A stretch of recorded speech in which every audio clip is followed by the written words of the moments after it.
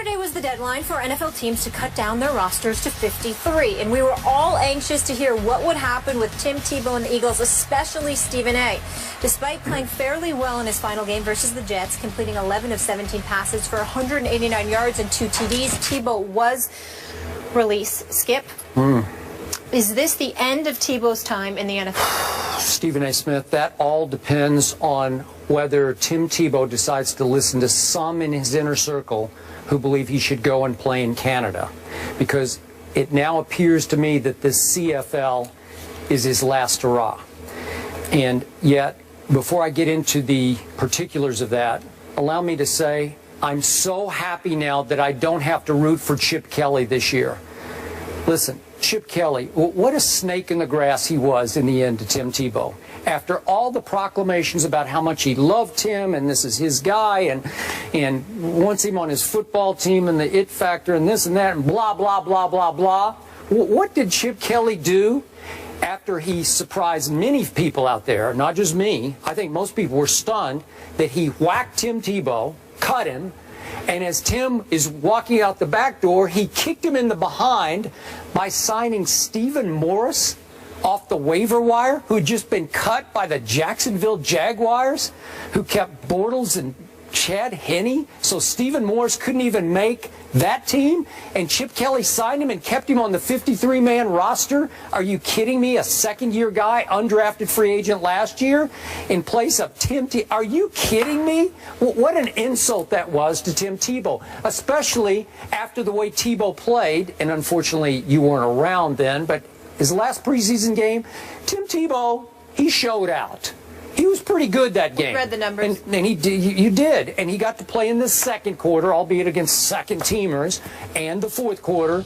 But the 10 out of 19's a little diluted because there were 3 big drops in that game. And he threw 2 beautiful down-the-field footballs that started to look a little bit like the old unleashed Tim Tebow. He started to get a little swagger, a little rhythm, a little flow, a little momentum. We know how his emotions can carry a whole football team. And I'm thinking, okay, under huge pressure, last hurrah, last-ditch effort, he put it on the table and said, here, Chip Kelly, I've come this far. And Chip said, well, you know, he just hasn't had enough reps. So to me, just to kick Chip Kelly back in the butt, why shouldn't Tim just go on to Canada then? He's going to have to swallow a whole lot of pride because obviously he did win a Heisman Trophy and he did have an unbelievable 2011 run as a starting National Football League quarterback for the Denver Broncos, from 1-4 to a division title and a playoff game win over your Pittsburgh Steelers. You will remember it for the rest of your life. Despite all that, you swallow your pride, you go to Canada, and you get your reps. The great Warren Moon had to go to Canada to get his reps and show the NFL what it was missing. Doug Flutie, who became a pretty good NFL quarterback, had to go to Canada and show the NFL that he wasn't too little to make it in the National Football League. So maybe it's time, and trust me, some in the inner circle are really pushing Tim, who's pushing back. He does not want to go. He's made it clear from the start, I do not want to play Canadian League football. No, no disrespect to them. It's just that Tim thinks he belongs in the National Football League. So when his last hurrah coach, Chip Kelly, said no, and I'm signing Stephen Morris and put him on my 53-man roster, maybe you should just get angry, Tim. Maybe you should say, watch this, because TV is always going to be there for Tim Tebow. I think he proved himself well enough on this network, wouldn't you say, for his, was it a year he was here? Okay, he can always go back. He just turned 28 years of age, so Tim, just do it. Go to Canada, show them, get your reps in, Chip Kelly, and then maybe someplace, somewhere, sometime, somebody will say, you know what?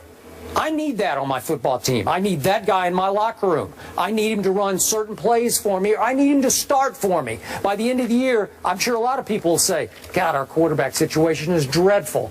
Go to Canada and show them, Tim, because I think that's the last hope.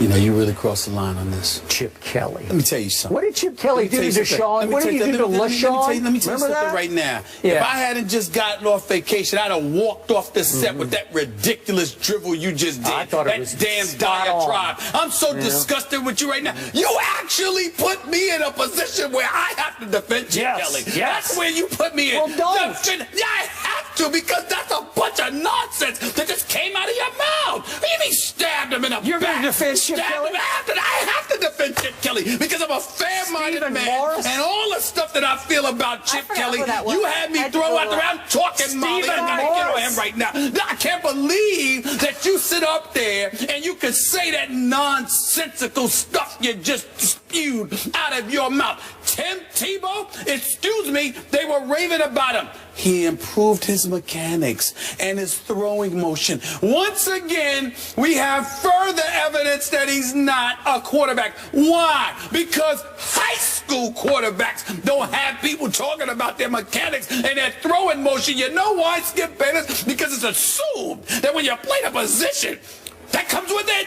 It's the first thing you should have. So the fact that Tim Tebow is going through high school, won 2 national championships in college, went to the pros, won a playoff game, and in 2015, we're still sitting here talking and praising him for his throwing motion and his mechanics. You know what I'm waiting for next? What are we going to praise him for next? The kind of damn cereal he eats for breakfast? I don't want to hear that. The fact of the matter is he looked good in his last preseason game. And you know why it's such a big deal? Because it was a damn aberration. That's why. Because he's Tim Tebow. He can't throw. It's that simple. I like him. He's my friend. Did you watch him in the last game? I want him to come. I want him to come back and work for the SEC with ESPN. I want him to make some money in television. He's a beautiful human being. And if he stays in football, maybe, just maybe, if Tim Tebow wasn't as pig-headed as Skip Bayless, can't deviate, can't move around, can't adjust, can't understand that you can't play quarterback. Maybe you should be a tight end.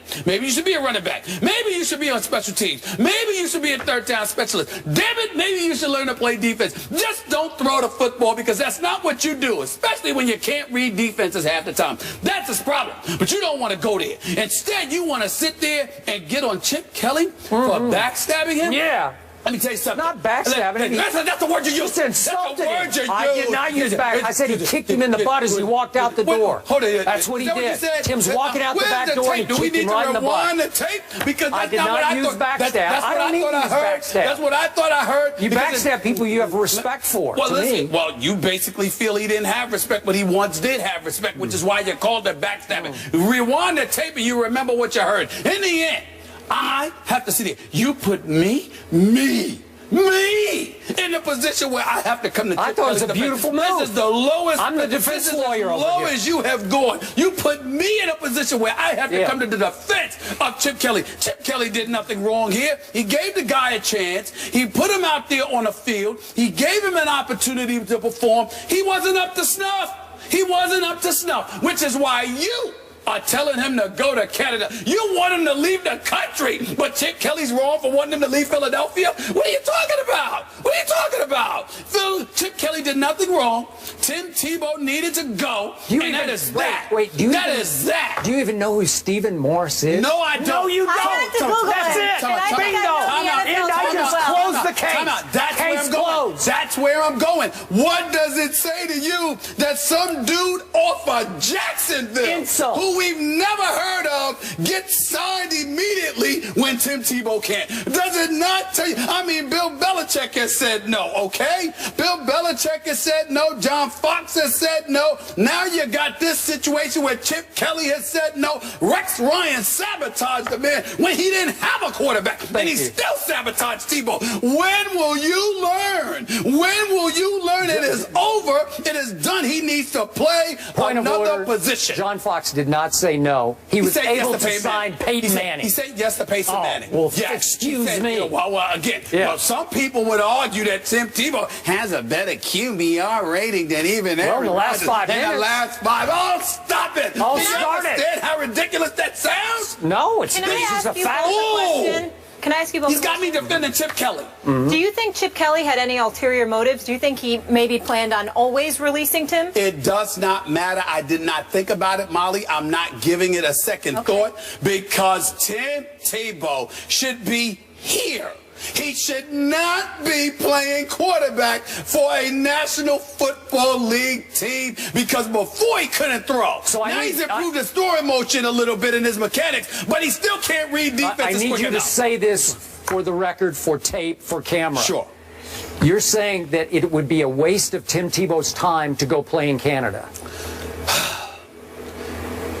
At the quarterback position, yes. Yeah, we're talking about it. No, I'm not talking about playing fullback, okay? I'm talking about quarterback. Yes. Okay. Skip. He needs to hear this. Skip. Keep going. Go ahead. Soliloquy. He needs to hear it. Yeah. Tim Tebow sat there with me. Hold on.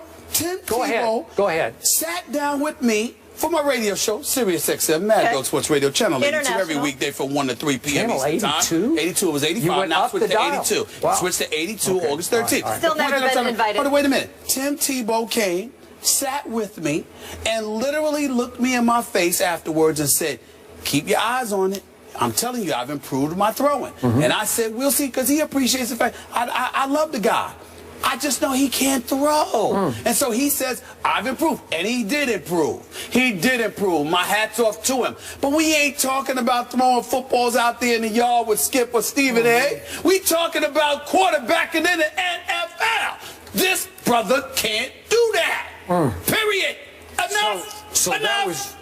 That was all just an aberration on that last night. That was. Yes. Wait. Maybe it was just a mirage. Yes. Maybe I didn't. Maybe I dreamed it. I dreamed it. Yes. Oh, he didn't really do it. But it was an aberration. Okay. Like I told you, a dead clock is right twice a day. It doesn't matter. Whatever you see it, don't get caught up in it. At the end of the day, he can't read defenses quick enough and doesn't have the throwing capability to offset. So I have one last question. That's it. So how did that same guy in 2011 who can't throw take a dead-in-the-water 1-4 team to a division title? I'm answering that question with a question. How? I'm answering that question with a question. Answer. Why do you sit there and get to ignore the fact that just a year earlier Aaron Rodgers won a Super Bowl, but I need to remember how Tim Tebow won one playoff game? Why do I have to remember the one playoff game, but you can't remember a Super Bowl title? How is that? How is that? Just a year earlier? Yes, like 2010. 8 years old. 2010. Come on. That was 2010. That was a long time ago. That was prehistoric. Do you understand why? Listen. I know you know your football, but do you understand why sometimes you come across like you should be banned because you sat up there and said that Tim Tebow,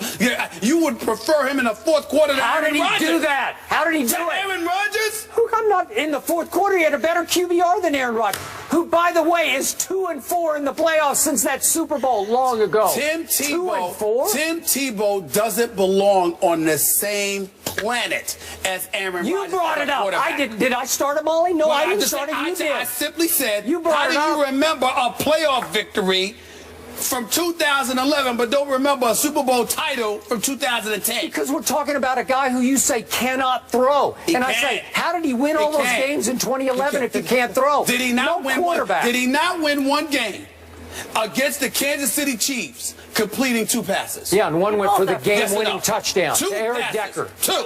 Oh, stop it. It is ridiculous. Thank you. You got me defending Chip Kelly. You! This is the lowest of the low. It was inspired.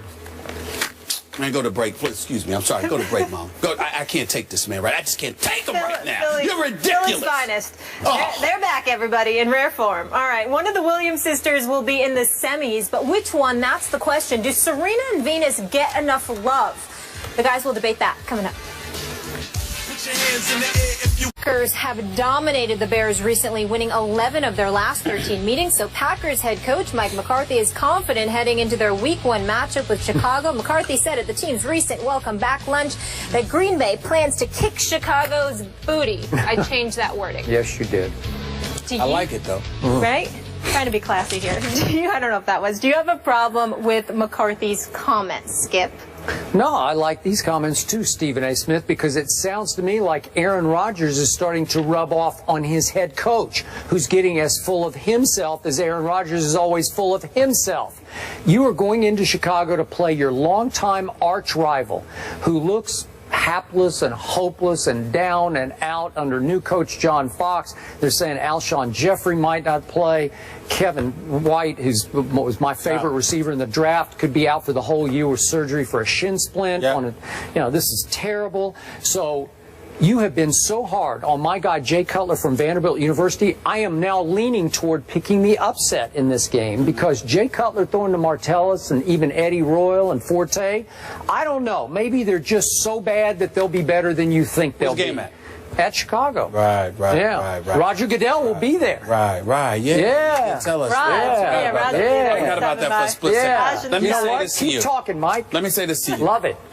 The reason why I loved Molly's use of the word booty is because that's what I think of Jay Cutler. He's booty. Forget Jay Cutler. Please, if you Mike McCarthy, ain't got anything to worry about. Who's Jay Cutler? All he gonna do is go out there and stick up the joint, and he's gonna do it in front of his hometown fans. This is what he does. The second he makes a mistake, which by the way will probably be in the first quarter, he'll get booed, he'll get a bit demoralized, if not at the very least a bit melancholy, and then he'll nosedive from there, because that's who he is. McCarthy knew exactly what he was doing. Jay Cutler's going to get all excited. Please, he's not going to get excited. Okay, I love it. He's not going to get excited. He might for this one. Oh, please. Spare me. There's nothing to be concerned about whatsoever. The defense will be improved. The crowd will be psyched. Chicago will be ready. But Jay Cutler will ruin the day. He'll find a way. Don't you worry. Another accident waiting to happen. You know what? He's not an accident. He's on purpose. Yeah. He's on purpose. The Dallas Cowboys are an accident. Throw the game. You know what? Considering his level of apathy and indifference that he brings to his job, it might as well be about him throwing the game because he cares that little bit. Jay Cutler's getting his check. He's going to be able to take care of his family. He's going to go home. You understand? Jay Cutler's going to be just fine. That's the way it's going to be. He don't care about winning or losing. He cares about the money. He's a waste of time. You know, once upon a time, I remember this NFC Championship game at Soldier Field when he was riding in Chicago. A bicycle? When he was riding a bicycle? No, when Aaron... No. But he can ride a bicycle, right? You talking about that? You're trying to deflect attention off the fact that Aaron Rodgers stunk it up. You're right. Stunk the joint out in the second half and almost lost to Caleb Haney. You're right. Caleb Haney was playing quarterback for the Bears and he almost lost. Fair enough. But at least Aaron Rodgers showed up to play. Jay Cutler was on the sideline. He had a sprained medial collateral ligament. He couldn't backpedal to throw a pass, but he could ride the bicycle on the sideline. You understand? How cold was it that day? Who rides a bicycle in like 20-degree weather or 10-degree weather? Jay Cutler, that's who. Riding the bicycle. What do you think? It was Batman? I mean, please. He's a joke. You know what? Batman might just show up this Sunday. Really? The Dark Knight? It's going to be a very dark night for Jay Cutler. It's just a waste of time. Mike McCarthy could talk all day about Jay Cutler. He wouldn't have said that about anybody else. He wouldn't have said that about Teddy Bridgewater. I would agree. But he says it about Jay Cutler. Agree. So what does it take? Keep talking, Mike. You guys are too much. I'm just excited we have real games we're going to be talking about next week. More First Take in just a minute. Jay Cutler.